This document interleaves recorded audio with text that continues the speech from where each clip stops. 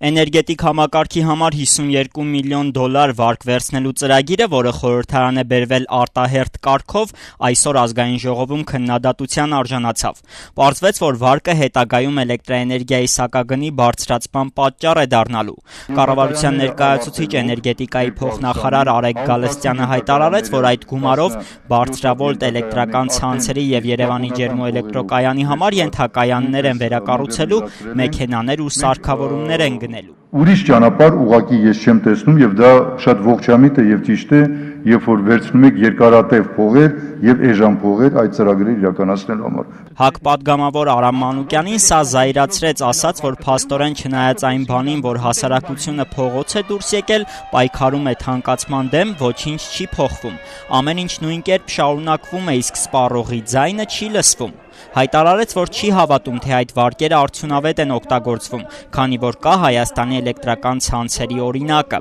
Մենք թվեր բացեցինք, չէ՞, խայտարակ թվեր բացեցինք էլեկտրական հոսանքի հետ կապված։ Բերեք դրա պատասխանները տվեք։ Բերեք մեկին պատժեք, բերեք մեկին դատարան ուղարկեք։ Չէ՞ որ ահավոր հիմնավորված լրջագույն թվեր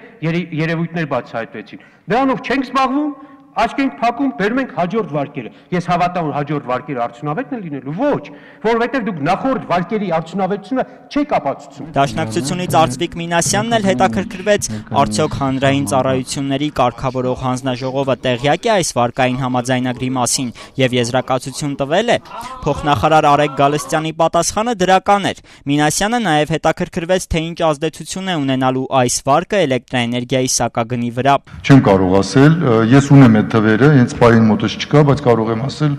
կնայեմ կասեմ։ Բարգավաճ Հայաստանից տնտեսագետ Միքայել Մելքումյանն էլ էներգետիկայի նախարարությանը քննադատեց, ասաց, որ իհարկե հարմար պայմաններով գումարից ոչ ոք չի հրաժարվում, մինչդեռ իր համար պարզ չէ, որքան է դեռ կառավարությունը վարկեր վերցնելու էներգետիկ համակարգի համար։ Նա պնդեց, ոլորտը ղեկավարող նախարարը պետք է համակարգի զարգացման ու արդիականացման ծրագիր ներկայացնի եւ ապացուցի, որ վարկերը արդյունավետ են օգտագործվում։ Երվանդ Զախարյանը գար ու էներգետիկ ռազմավարությունը ներկայացնել։ Ինչ խնդրեմ է, ես չեմ հասկանում։ Ինքը պատկառել է մեծ փորձունեթ թող գա ներկայացնի, ինչ խնդիր է։ Որովհետև այդ ամբողջ ռազմավարության մեջ քաղաքական կոմպոնենտը մեծ է ալնելու։ Դժվար է գա ներկայացնի, հարցեր առնելու, որ դուք չեք կարող այդ բեռը ձեր վրա վերցնեք։ Հայ ազգային կոնգրեսից Արամ Մանուկյանը հենց դահլիճում սկսեց գումարել էներգետիկ համակարգի համար վերցրած վարկերը։ Ասաց, որ վարկերի պատճառով սակագինն է բարձրանում, ինչի արդյունքում էլ սպառողների թիվն է կրճատվում։ Հարց բարձրացրեց. ինչպես են այս պայմաններում վարկերը մարվելու։ Եթե այս թվերը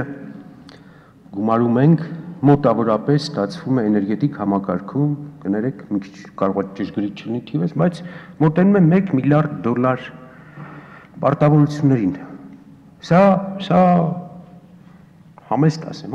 շատ փոքր թիվ չի։ Էներգետիկայի փոխնախարար Արեգ Գալստյանը պատգամավորների քննադատություններին ի պատասխան ասաց, որ համակարգի զարգացման երկարաժամկետ ծրագիր ունեն եւ թերևս պետք է շուտ ներկայացնեին խորհրդարանին, որտեղ էլ ըստ նրա պատգամավորները կգտնեին իրենց պատասխանները։ Հայտարարեց, որ պատեհ պահին այդ փաստաթուղթը կբերեն խորհրդարան։